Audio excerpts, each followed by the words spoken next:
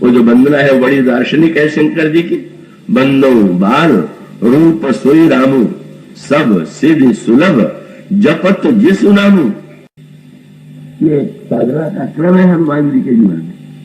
अंजना के पुत्र के रूप में संसार में प्रसिद्ध हुए और उसके पश्चात गोस्वामी जी ने क्रम से लिखा कि जिस समय हनुमान जी को प्रभु ने बंदरों को उन्होंने विदा किया सीता जी की खोज के लिए, और सबसे अंत में जब हनुमान जी ने प्रणाम किया और हनुमान जी के मस्तक प्रभु ने अपना कर कमल रख दिया और कर कमल रख करके अपने मुद्रिका दे दिया और ये आज्ञा दिया कि तुम बहु प्रकार सीत ही समुझायो, तो पाछे पौर करे शरणावा, जान काज प्रभु निकट बुलावा, कर मुद्रिका दीन जन जानी। और आदेश दिया बहु प्रकार सीत ही समुझायो, कहीं बल विरह देगी तुम आयो। और तब वो समझने लिखा हनुमत जन्म सुफल करी माना। हनुमान जी को लगा कि वो जो मेरा जन्म लेना था, ये सुंदरकांड में तो हनुमान जी का नया जन्म हुआ। एक जन्म तो हुआ है कि जो अंजना के माध्यम से हुआ, और दूसरा जन्म हुआ है जो जहां जिसकी परिणति तब होती है जब श्री सीता जी ने उनको पुत्र कह करके पुकारा। तो ये अंजना के पुत्र हैं कि जनक नंदिनी सीता के पुत्र हैं। और उसका अभिप्राय ये है कि भाई सीता जी का पुत्र बनने के पहले तो अंजना का पुत्र बनना ही पड़ेगा। वह दृष्टि तो पाने के लिए का वो आश्रय तो लेना ही पड़ेगा, और वो उसमें उसका एक पूरा ताना बाना है।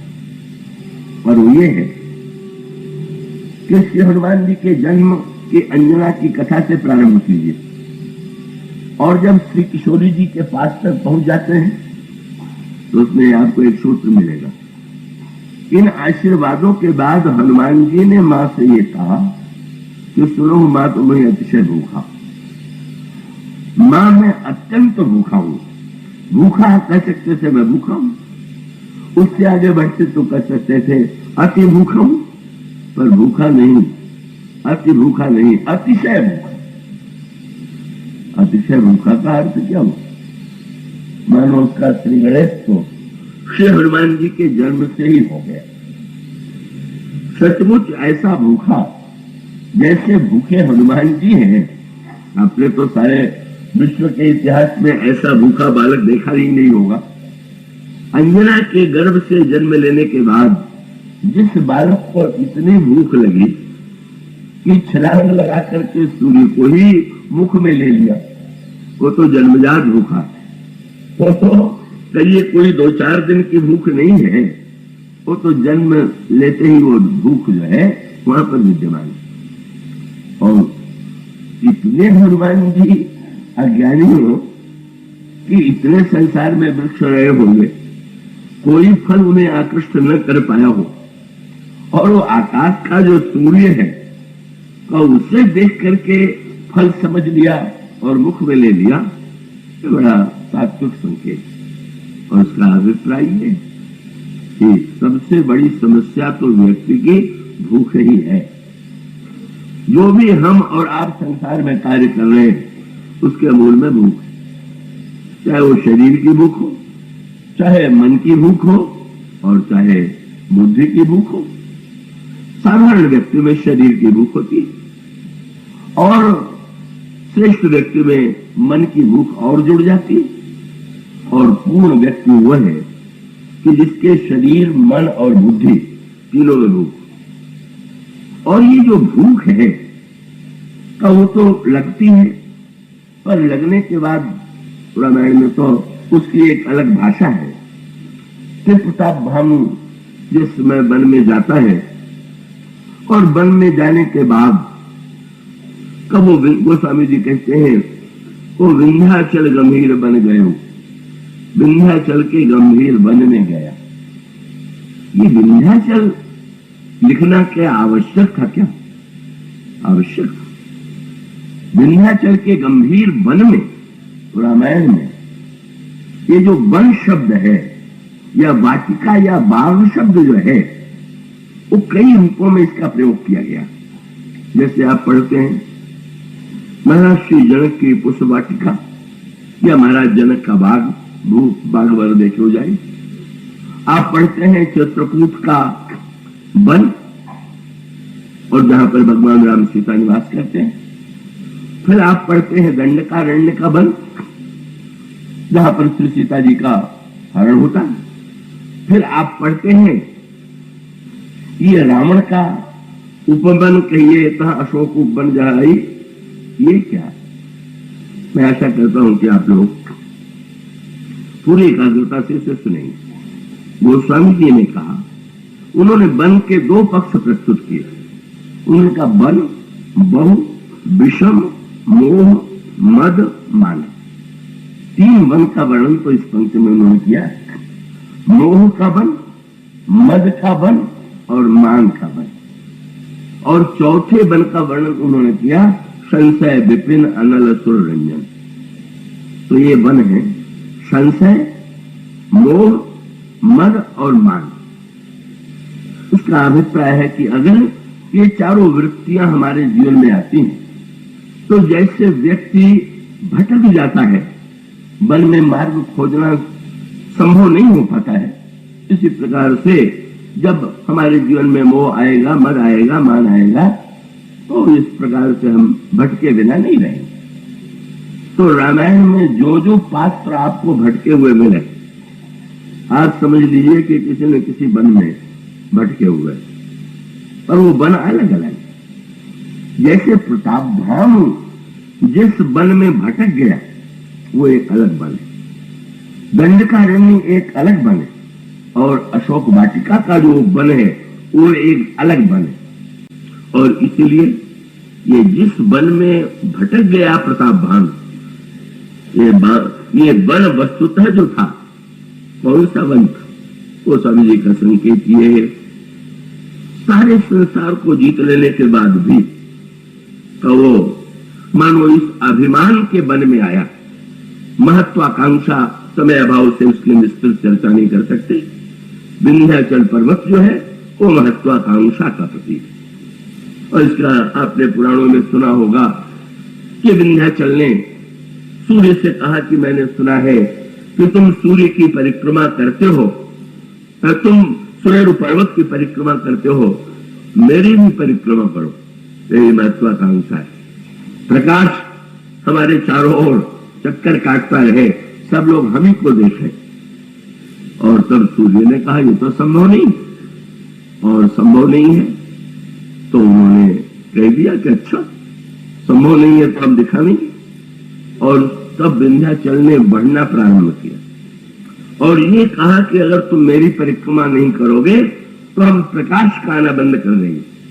यही जब भीषण महत्वाकांक्षा जल में आ जाती है, वे कहते हैं कि या तो प्रकाश हो तो मेरे साथ, तो नहीं तो हम संसार में अंधेरा फैला देंगे। ये है महत्वाकांक्षा का विकृत रूप। और यही प्रताप भानु के जीवन में आए और उसका क्रम है। वो जब शिकार खेल करके लौट रहा था महत्वाकांक्षा के बल से, उसी समय एक शूकर आ गया और तुलसीदास जी की उपमाओं पर दृष्टि डालिए। अभी 2-3 दिन पहले मुनानी जी से बातचीत हो रही थी तो वो कह रहे थे कि वो कहते ही गया है कि उपमा कालिदासस्य, कालिदास की उपमाएं अद्वितीय होती है, पर मुझे तो ये लगता है कि गोस्वामी जी की उपमाएं उनसे कम नहीं है। तो बात बिल्कुल ठीक, कम नहीं, बड़ी अद्भुत है। वो संस्कृत साहित्य की दृष्टि से उसमें कोई संदेह नहीं कि कालिदास की उपमाएं अनोखी, किंतु अब उपमा देखिए गोस्वामी जी कितना संकेत करते। कभी तो वो साधारण उपमा दे देता, गोस्वामी जी ने कहा वो शूकर का रंग था काला और उसके दांत थे सफेद, और जब उसको देखा प्रताप भानु ने तो गोस्वामी जी उपमा देते हैं कि ऐसा लगा कि जन बन दूरे ससी ग्रसी राहु। ऐसा लग रहा था कि जैसे राहु चंद्रमा को ग्रस करके जा रहा हो।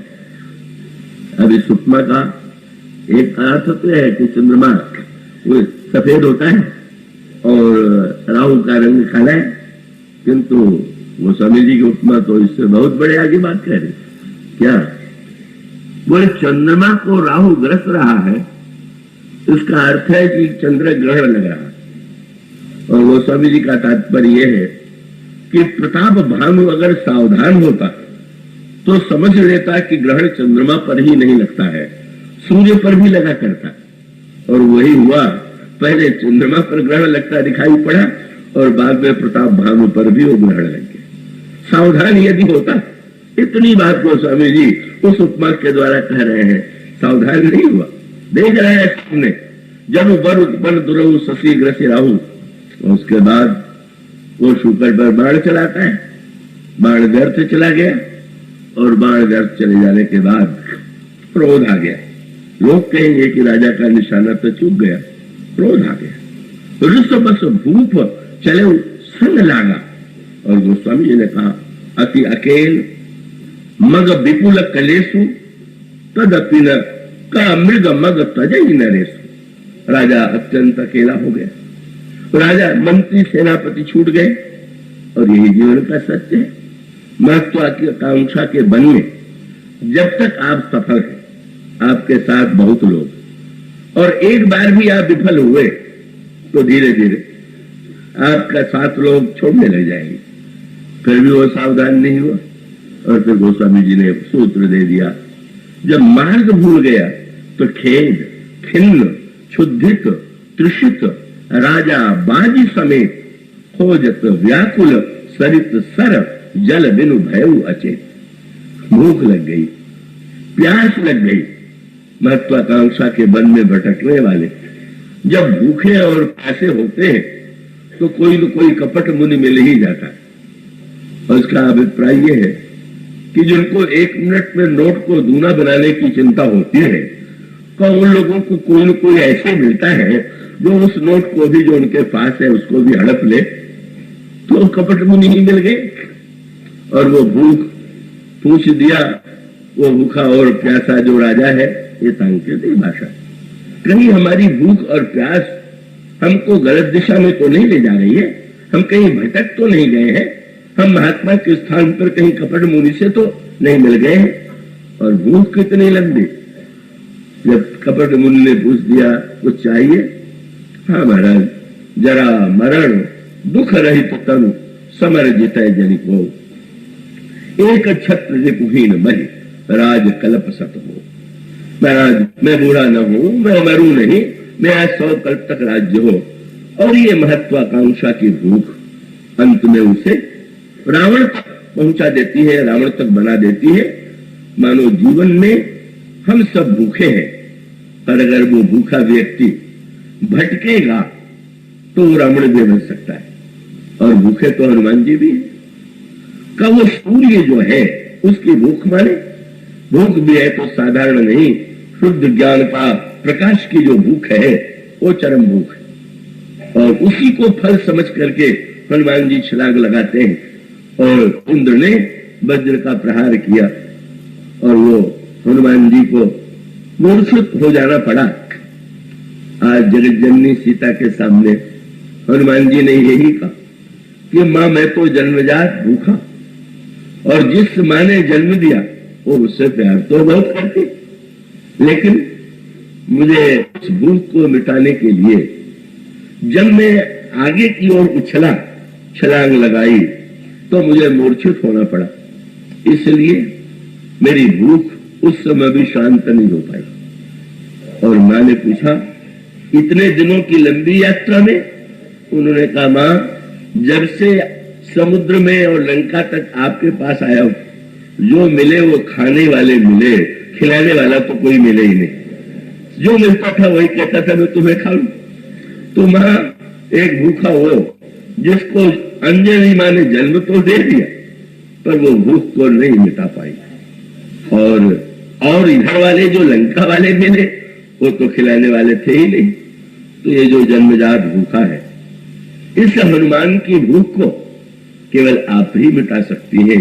और उस भूख को मिटाने के लिए ही श्री हनुमान जी अंजना के मातृत्व से उठ करके श्री सीता जी का मातृत्व प्राप्त कर लेना और सूर्य के प्रकाश की भूख को और उसके पश्चात फिर ये मां की कृपा का फल पा लेना, ये हनुमान जी की यात्रा का जो प्रसंग है वो कल परसों 2 दिन आपके सामने रखा जाएगा।